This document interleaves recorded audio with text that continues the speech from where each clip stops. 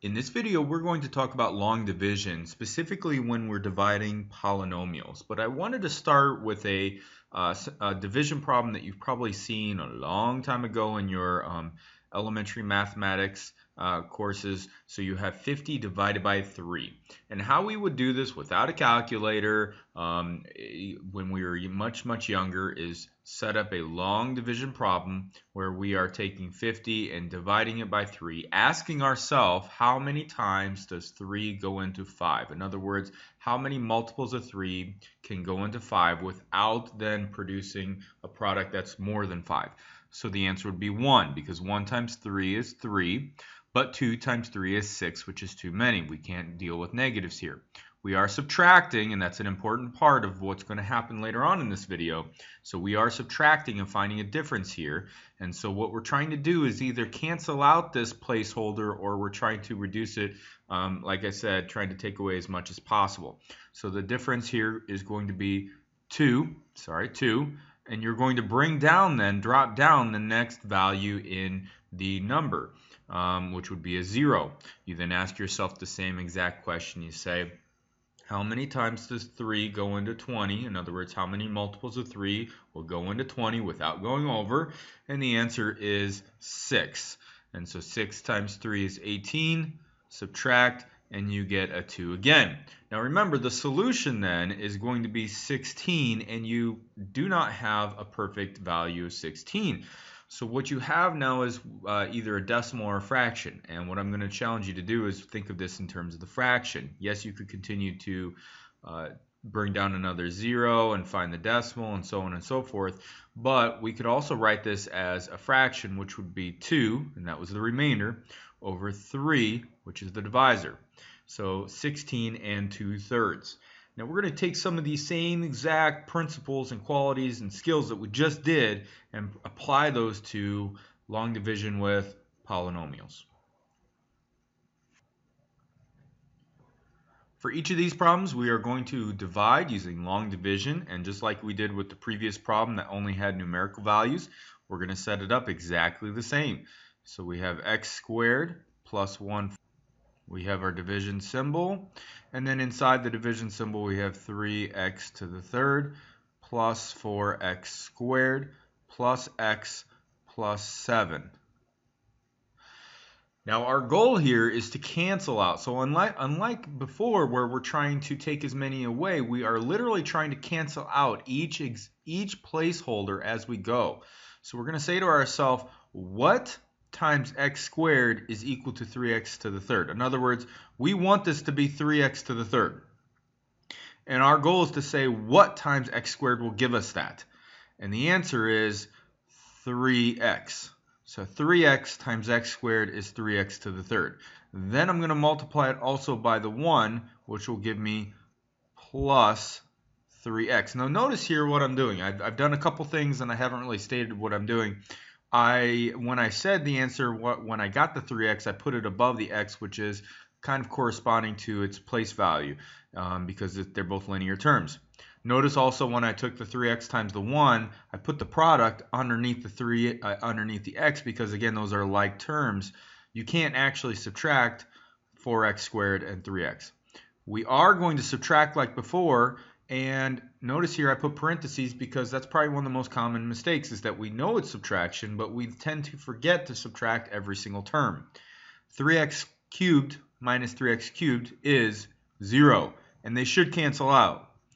You drop down 4x squared because 4x squared minus 0 is 4x squared.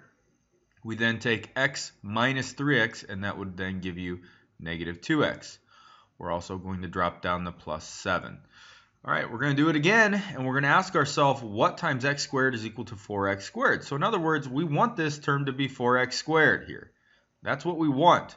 And what we now need to ask ourselves is what times x squared will give us that? Well, it'll be positive 4. So positive 4 times x squared is 4x squared. Positive 4 times 1 is plus 4. We are going to again subtract. So 4x squared minus 4x squared cancels out. 2x, negative 2x minus 0 is still negative 2x. And 7 minus 4 is positive 3. So your answer is 3x plus 4. Now remember before we have that remainder, and in polynomials we write that remainder one of two ways. We say 3x plus 4 with a remainder r of negative 2x plus 3. We also write it as 3x plus 4 plus, remember what I did earlier with the 2/3. I'm going to put the remainder, negative 2x plus 3, over the divisor, which is x squared plus 1. The second problem is different in two ways. First of all, you're dividing by a trinomial. That's three terms. Also notice how this is x to the fourth and x to the third. Oh, wait a minute, we skip a term here.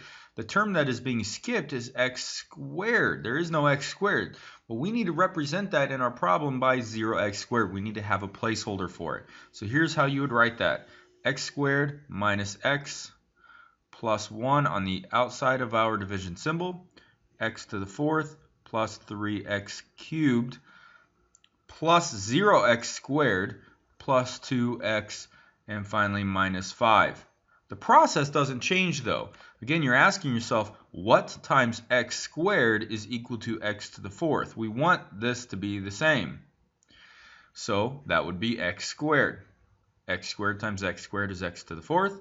X squared times negative x is negative x cubed, and x squared times 1 is just simply x squared. I'm going to subtract these. These should cancel out, meaning your x to the fourths.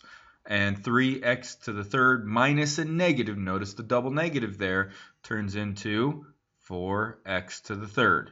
Then you have, oops, sorry, this should be a plus right here. Then you have 0x squared minus x squared, which would be negative x squared. Drop down the next term, we have plus 2x. We again ask ourselves, we say, what times x squared is equal to 4x to the third? The answer, plus 4x. So multiply and you get 4x to the third, which is what you wanted. And then you have 4x times negative x, which would be negative 4x squared. You'd have 4x times 1, which is positive 4x. And you are subtracting these. So these 4x cubes cancel out. Negative x squared minus a negative, again, notice the double negative there, is going to be positive 4x squared, meaning the double negative changes at the positive 4x squared. So then your difference is actually going to be 3x squared and minus 2x. Bring down the negative 5. Okay, last round. We're asking ourselves what times x squared is equal to 3x squared, and that would be a positive 3. So this will be 3x squared. And then 3 times negative x is negative 3x. And finally, 3 times 1 is positive 3. So we go ahead and subtract. These cancel out, the 3x squareds. Negative 2x minus a negative 3x. Notice again the double negatives. That changes to positive x. And then negative 5 minus a 3, that is negative 8. So your answer is x squared plus 4x plus 3 plus, and I'm going to write my remainder as the remainder in the numerator and the divisor in the denominator, x squared minus x plus 1. Sometimes the problems will just simply ask you for a remainder. Sometimes they may ask you to write it in this form. Solve that equation.